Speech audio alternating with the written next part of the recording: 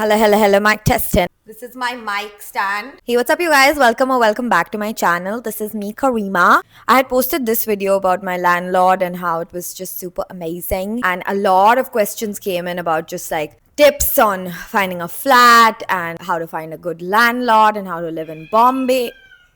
That's my cat losing her mind because a new carton has come. Please ignore that. I have moved into a new apartment in Mumbai only and I'm living alone again. It's a slight upgrade from my old apartment. I'm originally from Calcutta. I moved first to Delhi for college and then I moved to Mumbai.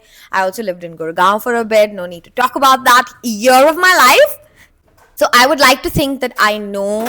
Suki, stop it. That I have some tripani to give. If you're moving out of home into like your own space for the first time in your life, I really wish that I had this kind of a video to watch when I was first moving in independently, even if you're moving in with roommates or a flatmate.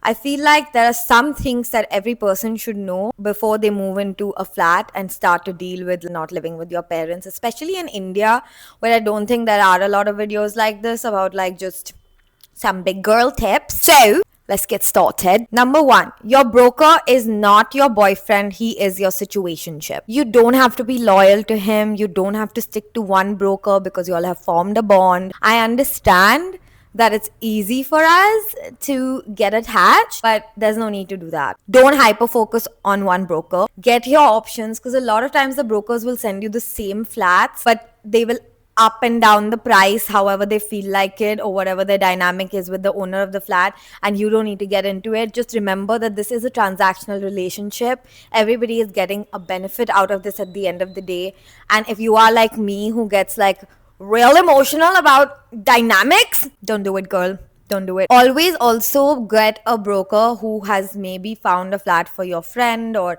just a recommendation. Don't just Google it and go off of that.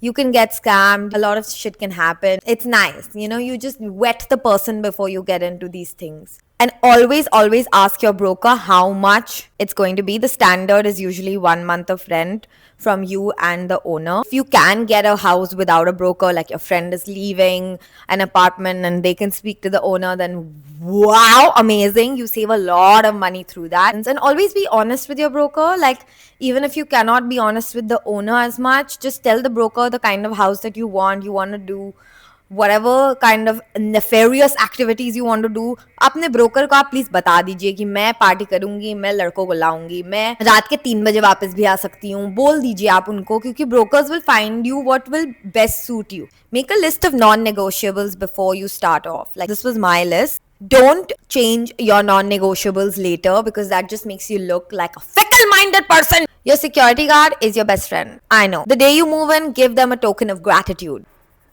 When you come home late and he opens the gate for you, give him a tip the next day. Don't forget. Give them food, give them some mithai, whatever you can afford. Give them some chai when you make it. Give them a hi, hello, how are you when you're reaching home. There's many ways to have your guard on your side, even if you cannot afford to tip them all the time. Diwali bonus लेकिन मत भूलिएगा, उसके लिए आप अपने पैसे बचा लीजिए. Diwali bonus is really big in Bombay.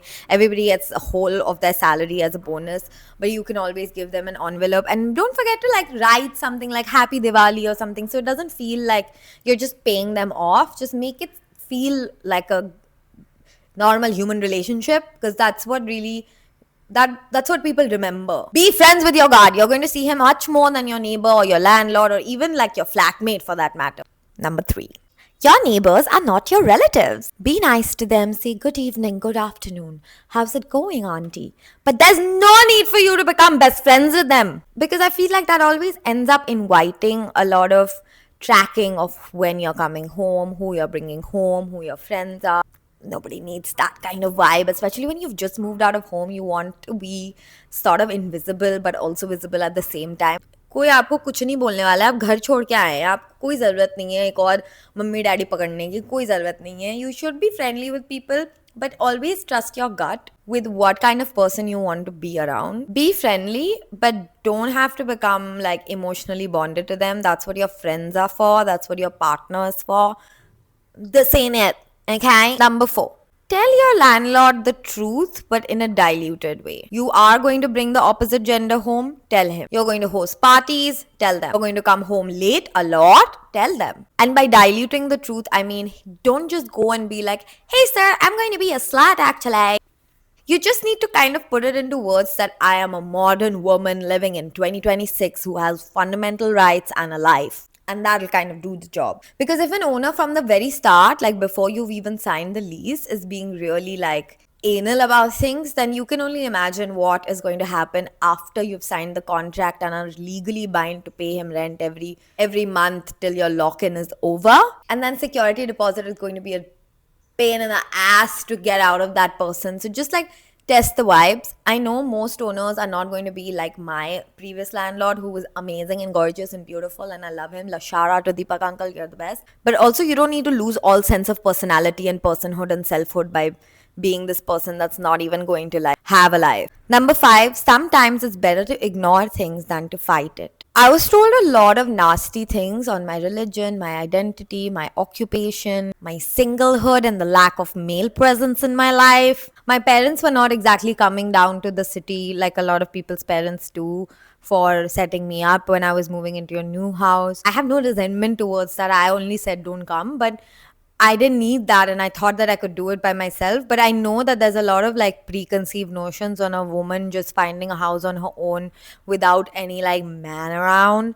I tried to hide my community and my religion, and it did not take much for the society to find out because they just Googled me. I just wish that there was no need for me to obviously hide things, but that is the case right now. So I have a very religiously ambiguous name, so I can get away with a lot of things, but which is so sad to say that I can get away with things. It's better to just say things or to ignore some things, because sometimes ignoring some battles is winning the war. You don't have the burden of correcting all forms of bigotry that is happening as acts of hate towards you, yourself, and you as an individual. Of course, it's important to speak up about things that are right and wrong, but sometimes if you hear things like an 80-year-old making a comment on the way that you live your life, it's better to not like sit and argue with them and try to convince them otherwise. Think of it like you fighting with a conservative relative on a WhatsApp group. Are you ever going to be able to change them? No. Is there any way that you will feel stressed out and tired and exhausted after a long conversation with them about the same shit? Yes, it's alright. Number 6, do not fight about the ACs and the light switches and the one bulb is not working, so you need to call your landlord and start fighting with them about paying for it. If it costs say like 100 rupees, just imagine the amount of emotional labor you will have to do with an idiotic landlord to get that work done versus you just ending up paying for it even though you have fought for it. You know that this landlord is not going to pay for this bulb. You will fight and you will argue and you will spend hours and hours fighting with him on principle that this is your apartment and you're supposed to do it. I agree with you.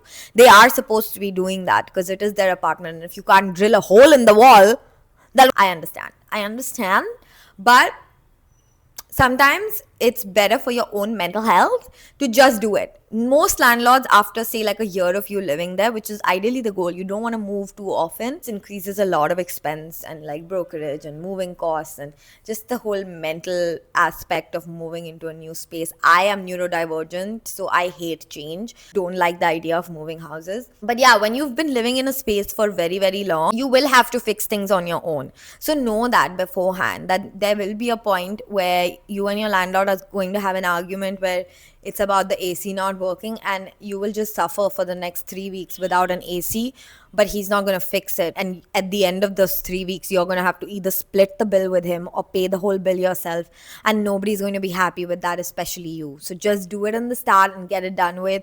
Don't have to set it as a precedent. Like, of course, there's like mold in the wall, then call him up and be like, this is a structural problem that needs to be fixed by yourself, sir. But if it's a small issue, call the urban clap guy, dude. Just do it. Oh, number 7 is actually related to number 1. Reduce your budget by at least like 10 to 20,000 before you tell the broker what your budget is, because they will show you apartments that are more expensive than what you have stated as your limited budget, they will do that. You cannot help it, and then you will feel really sad and shitty, and they will want to make more money off of you, because that is once again a transactional relationship. And it's human nature to see something and be like, oh yeah, I'll just put in this extra whatever, I'll figure it out, I'll increase my budget. And it's going to hurt you later on, because you're not increasing the budget just for 1 month, you're increasing it for the 10% or 5% increment that's going to happen a year later. You're increasing it for every single month. So don't do it. And so you'll be like, हाँ ठीक है, मैं तो increase कर ही सकती हूँ, मैं तो कर सकती हूँ. Trust me when they say कि मैडम आपके budget में ऐसे कोई अच्छी flats हैं ही नहीं. There are good flats in every budget group. Some miscellaneous tips before I log off. Take a guy with you for broker meetings, or even when you're looking at flats. Just, it's very unfortunate, but having a male presence around kind of makes people listen to you more, especially if you're a girl. Obviously, it does happen. It's very unfortunate. I don't want that to happen. I'm very happy being by myself, living with my cat, but I know how people change their reactions when a man is around. Yeah, but people tend to listen to men more. It's true. A very similar tip to like, don't go home alone at night. It's also the same thing as like, you don't have to do logistical things alone. Before you move into your apartment, make sure that you check everything before you sign the lease. Whatever you want changed, ask your neighbors. Don't be afraid. Like, is there a water problem in this building? Is there a security guard problem in this building? Do your research and don't rush into locking a deal. Of course, if you have like a time limit and you're moving into moving into a city and you have very limited time, spend all that time trying to find a flat. You're going to be here 24/7, like me at least, because I don't step out that much. But you're going to be here a lot. So you better make sure that this is a space that you're going to like. Spend your time on looking at flats. Look at everything. The more you look at apartments, the more you're going to understand what you don't want. And when you realize what you don't want is when you truly realize what you want. I thought I said something profound, but I don't think I did. Anyway, these are some tips and tricks. I can make a longer video on mental sanity while moving into an apartment, or living by yourself tips if you're trying to think of that, or even a video on finding a good flatmate or a roommate. I have a lot of inputs on those things as well. Let me know if this is something that you enjoyed and something that really truly helped you. And yeah, like, share, subscribe zarur kariyega doston. Good luck on finding your dream apartment.